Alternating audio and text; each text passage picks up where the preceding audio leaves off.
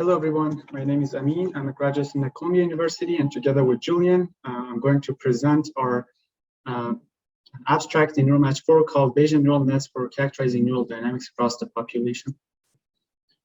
To give a quick bit of motivation, I'm including this figure from a recent paper by Professor Shenoy, showing how the computation can happen through the population dynamics of the brain, and how the observed signals could correspond to a low-dimensional latent space, and the dynamics of the low-dimensional space can govern the observed signals. I've also included this figure from a very recent paper by Uri et al., showing that by large-scale recordings, now we can make hypotheses that were not possible before. These two pieces of motivation calls for the need to develop models that generalize well across the population. C. elegans is used in neuroscience as a testbed for statistical models of neural data, predictive and generative models of neural data. Here I've included this figure from a paper by Professor Linderman, developing a model called recurrent switching linear dynamical systems, and providing insights about different linear pieces of neural dynamics that could be relevant to observed behavior. So the assumptions that people usually make when developing dynamical models is the existence of a low-dimensional latent space, and different models overcome the challenge of capturing both private and shared components of neural observations, private to individual animals and shared across the animals, using model flexibility and stochasticity. But once the stochasticity introduced in the system, the inference algorithms become very specialized and require careful treatment. Here I've included a general formula for a discrete dynamical system. Usually we assume that the dynamics of the neurons at time t plus 1 is given by applying a transformation to the dynamics at time t and the input stimuli. This function could be stochastic or deterministic. Bayesian neural networks that are recently proposed, they treat the weights of a neural network as random variables instead of just constant numbers. And they provide a distribution over all the functions that match the input data. So the way that they model the problem is that they assume a prior distribution over the weights of a neural network, and then the output of the neural network is given using an observation distribution. In the inference part, we infer a posterior distribution over the weights of this neural network, given all the data, and then based on this inferred posterior, we can make predictions about the new data points.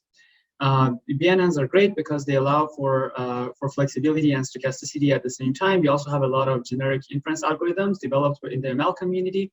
However, approximate inference usually leads to inexpressive posteriors in BNNs, and the exact posterior inference is not possible using MCMC methods in a very high dimensional setting.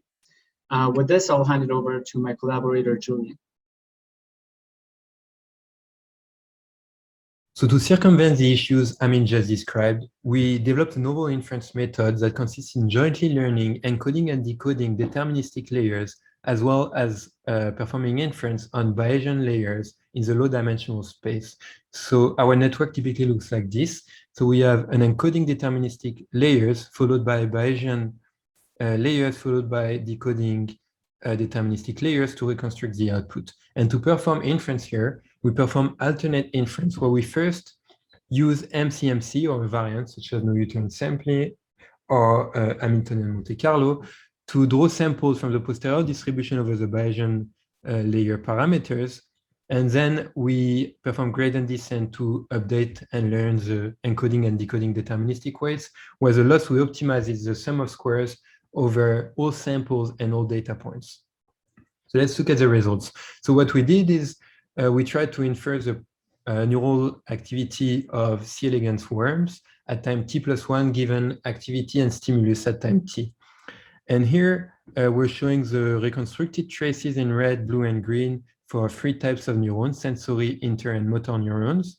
And the true trace is in black, and we're showing it for our method, the hybrid BNN, the first column, then a deterministic neural net that has the exact same architecture as our method, and then RSLDS, which is a state-of-the-art method for modeling this type of neural trajectories. And so what we see, if we look at our prediction, is that the flexibility of the network leads to a good prediction. And then the uncertainty actually varies with stimulus and varies with the input. So it's the uncertainty associated to our posterior distribution is highly input dependent.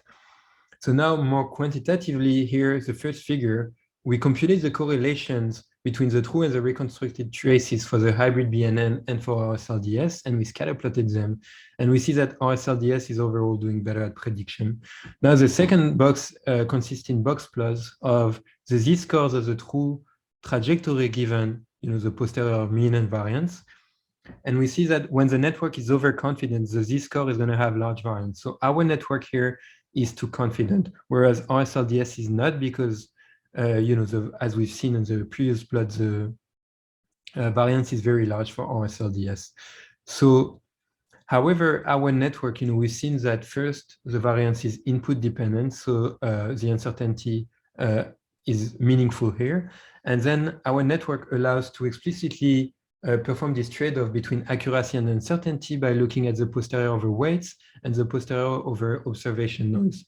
And finally, it's important to note that when doing RSLDS here, we actually trained on the test worms to get the latent states before generating the sample. So it's not fully test data for RSLDS. Now, finally, our model allows to generate trajectories and to explore, different states of the trajectory. So for example, here on the first line, we generated neural trajectories for these 15 neurons here. And we see the sample trajectory and mean and variance of our distribution. And we've simulated long-lasting stimulus here, which is not accessible in the data. And what we see is that the neuron activity typically converges very fast for the green and pink stimulus here, whereas the yellow one here, which is NACL, actually excites the neuron on the long term. So there's a lot of very exciting thing about these models, and we hope that you're going to be excited about it too. And thank you very much for listening.